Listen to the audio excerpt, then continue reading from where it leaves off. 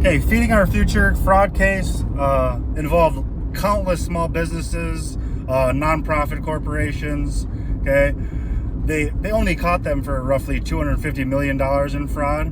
Okay, but the people who were verifying these businesses and the numbers they were submitting to receive the federal aid for the free and reduced lunch program, that's where most of this money came from during COVID. Okay, the reasoning why they couldn't verify any of the numbers was because there was a stay-at-home order in place. Now, this involved all children too. It didn't matter, businesses, churches, mosques. It didn't matter who you were.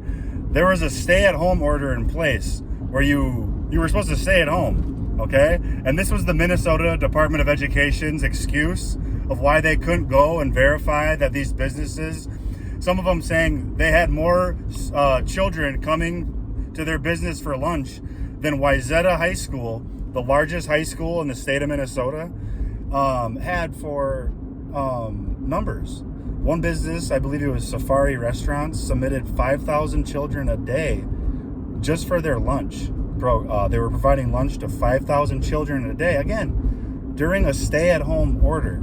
Okay, a lot of churches and mosques and nonprofits also received this money.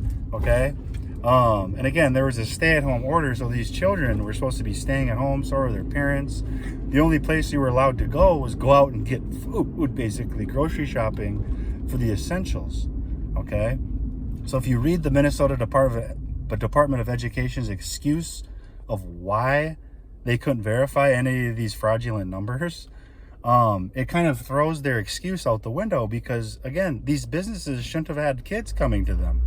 Again, there was a stay-at-home order in place. These businesses were not supposed to be open even during the time period they submitted all these fraudulent claims. That's called common sense, logic, deductive reasoning, something we've lost as a society.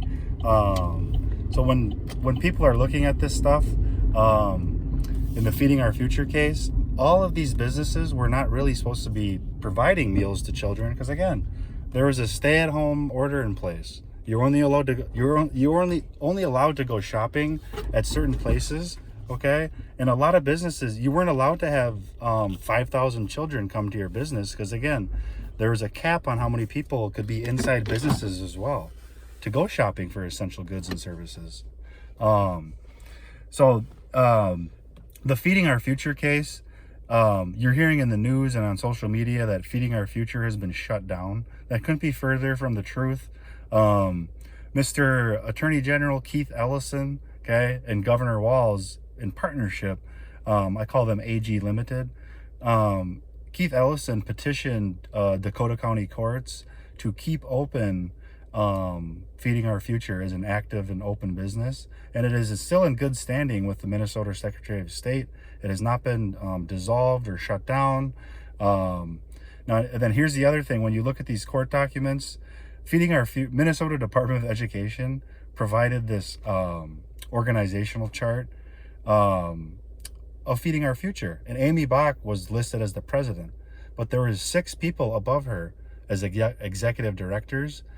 None of them were actually charged, okay? And the people below Amy Bach, some of them were lawyers. None of them were actually charged either. It was just Amy Bach. And then in this court document, Judge Lutz states that Feeding Our Future fired everybody except Amy Bach. Well, she was the president. She ran the company, so she fired everybody except herself. It just doesn't make sense. The stay-at-home order excuse by the Minnesota Department of Education does not make any sense, okay? The fact that these businesses say they were feeding more children than Wayzata High School, you would have actually seen that, okay? A lot of these businesses that allegedly had children coming to them, you would have seen them, 5,000 children going to your business in one day. That's very noticeable. And again, stay 6 feet apart, okay? And there was a cap on how many people could be inside your business at one time. So think of a line of 5,000 children at lunch. You're telling me the Minnesota Department of Education, our teachers could not figure that out, that this was fraud? They approved a lot of it.